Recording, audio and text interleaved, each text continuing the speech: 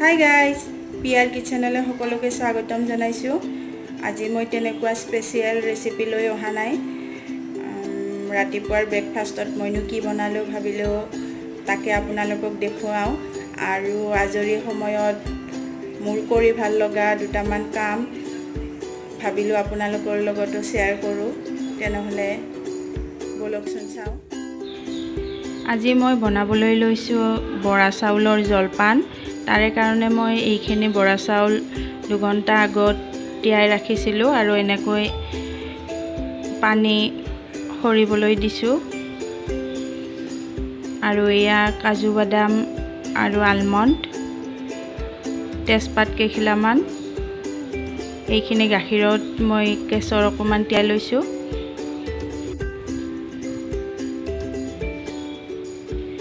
পেনখন গৰম হোৱাত মই ঘি 2 চামুচ দি লৈছোঁ।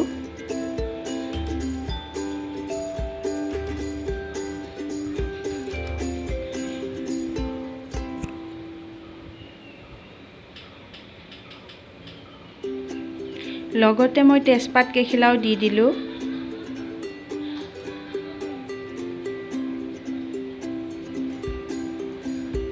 আৰু এতিয়া মই বাদামখিনি ৰঙচুৱা হোৱাকৈ অলপ সময় ভাজি ল'ম। জলপান হৈছে আমাৰ অসমীয়া সমাজৰ পৰম্পৰাগত এটি সুস্বাদু খাদ্য। বনাবলৈ সকলোৱে জানেই। মই যিহেতু আজি বেলেগ ৰেচিপি ভিডিঅ' দিয়া নাই, সেইকাৰণে ভাবিলোঁ ৰাতিপুৱা ব্ৰেকফাষ্টত বনোৱা জলপানৰ ৰেচিপিটোৱে দি দিওঁ।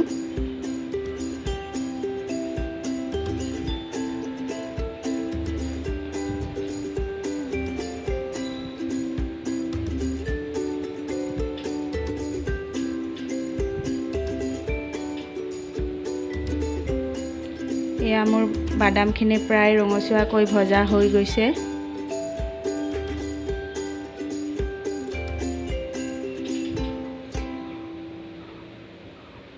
এতিয়া মই বৰা চাউলখিনি ইয়াতে দি ল'ম।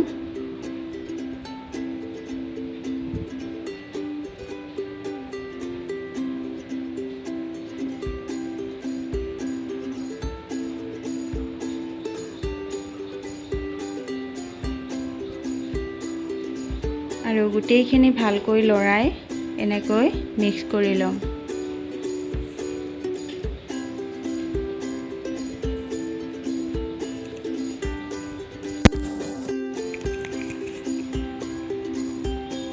চাউলত থকা পানীখিনি শুকাই যোৱালৈকে মই এনেকৈ অলপমান সময় গোটেইখিনি মিক্স কৰি ভাজি লৈছোঁ।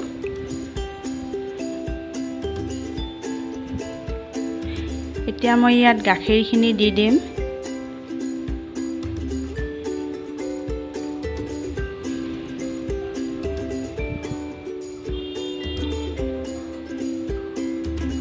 গাখীৰটো মই বেছি ডাঠ গাখীৰ লোৱা নাই, যিহেতু জলপানখিনি খোৱাৰ সময়ত আমি অন্য বেলেগ বস্তুৰেই খাওঁ।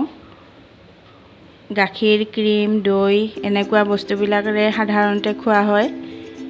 সেইকাৰণে মই গৰুৰ গাখীৰ লৈছোঁ।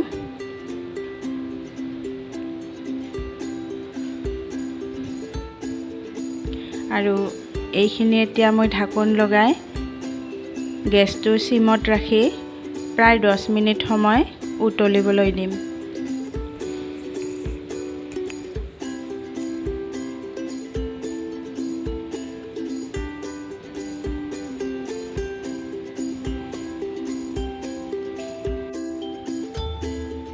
পাঁচ মিনিট পিছত মই ঢাকোন গুচাই এনেকৈ জলপানখিনি চেক কৰি লৈছোঁ।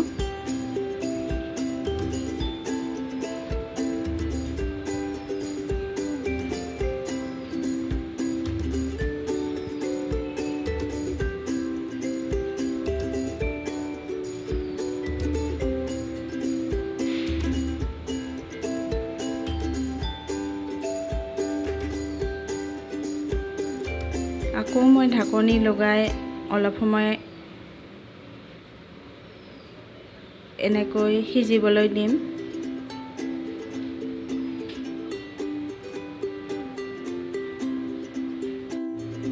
এয়া মোৰ জলপান হৈ গৈছে। এতিয়া মই শেষত কেশৰ তিয়াই থোৱা গাখীৰখিনি দি দিছোঁ। এইটো মই ফ্লেভাৰৰ কাৰণে দিছোঁ। ইলাচি পাউডাৰো দি দিব পাৰে।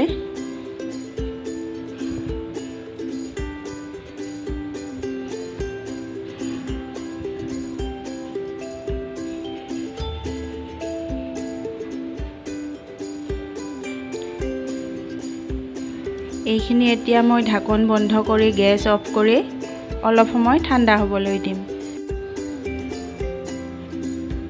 এয়া মোৰ জলপান ৰেডি হৈ গৈছে।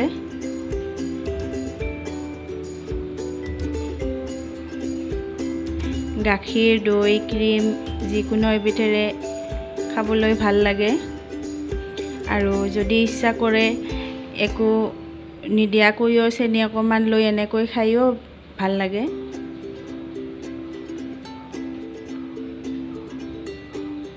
এতিয়া বোলক মোৰ আজৰি সময়ত কৰি ভাল লগা দুটামান কাম আপোনালোকৰ লগত শ্বেয়াৰ কৰোঁ। তেতিয়াহ'লে বলকচোন। এতিয়া আহিছোঁ ঘৰৰ ছাদৰ ওপৰলৈ।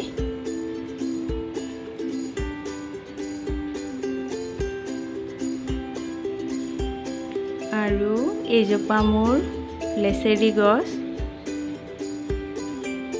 এয়া লেচেৰি লাগিছে। আৰু ডাঙৰ ডাঙৰ হোৱাকেইটা মই ছিঙি ল'লোঁ।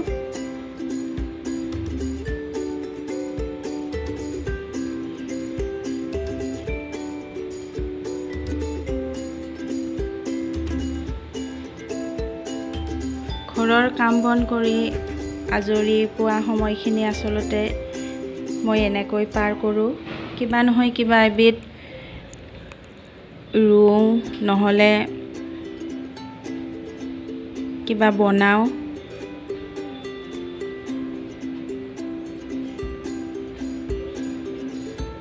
আচলতে নিজে ৰোৱা বস্তুটো দেখিলে মনটো বহুতে ভাল লাগে।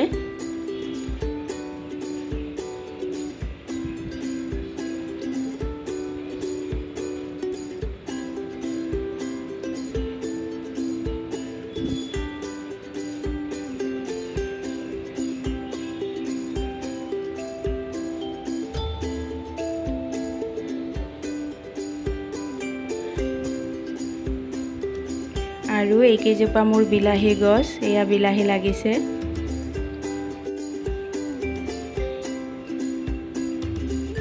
এই গছজোপাৰ মই ভালকৈ নাম নাজানো। আমাৰ ইয়াতে এইটো ঘামৰু বুলি কয়। মাছেৰে আঞ্জা খাবলৈ খুব ভাল লাগে, টেঙা টেঙা হয়। ইয়াতে এইটো নিজে নিজে হোৱা। মই আচলতে এই টিংটোত পাচলিৰ বাকলি পেলাইছিলোঁ সাৰ হ'বলৈ।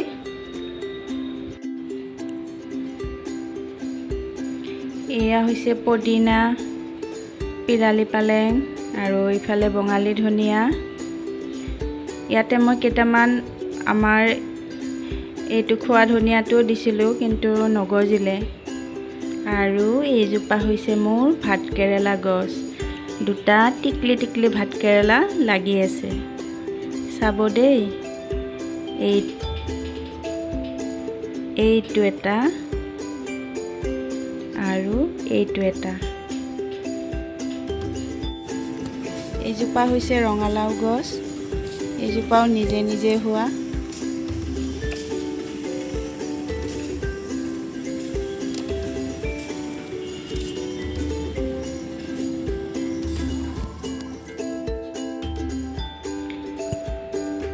এইজোপা দেখিছেনে কি মৰম লগা হালধীয়া কালাৰৰ ফুল। খুব ভাল লাগে মোৰ এই ফুলটো।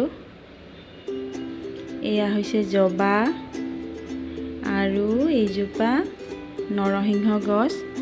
আমাৰ পাছফালে ইয়াতকৈ ডাঙৰ নৰসিংহ গছ আছে, কিন্তু কেতিয়াবা পটককৈ লগা হয় যে, সেইকাৰণে মই এইজোপা ইয়াতে ৰুই লৈছোঁ।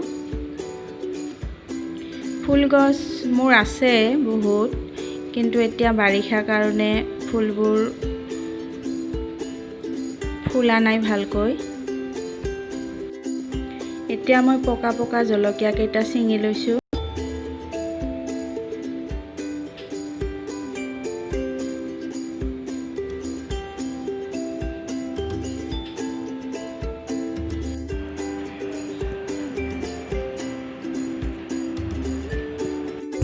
এতিয়া চাদৰ ওপৰৰ পৰা আহিলোঁ আৰু এজোপা 9 বাজি ফুল দেখিছেনে কি ধুনীয়া হৈছে।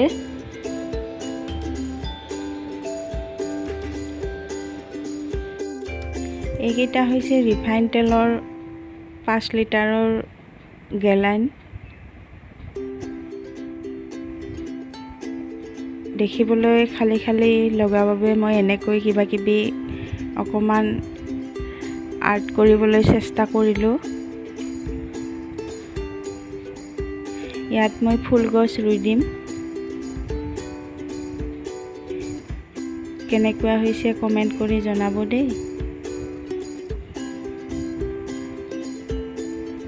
আৰু যদি ভিডিঅ'টো ভাল লাগিলে তেনেহ'লে লাইক আৰু শ্বেয়াৰ কৰিবলৈ নাপাহৰিব। মোৰ চেনেলত যদি নতুনকৈ আহিছে তেনেহ'লে চেনেলটো ছাবস্ক্ৰাইব কৰি ল'ব। আহিবলগীয়া ভিডিঅ'সমূহৰ ন'টিফিকেশ্যন পাবলৈ বেল আইকনটো বজাবলৈ নাপাহৰিব। ভিডিঅ'টো চোৱাৰ বাবে বহুত বহুত ধন্যবাদ। তেতিয়াহ'লে আজিলৈ এৰিছোঁ। পুনৰ এটা নতুন ভিডিঅ'ৰ সৈতে আকৌ লগ পাম। Bye bye.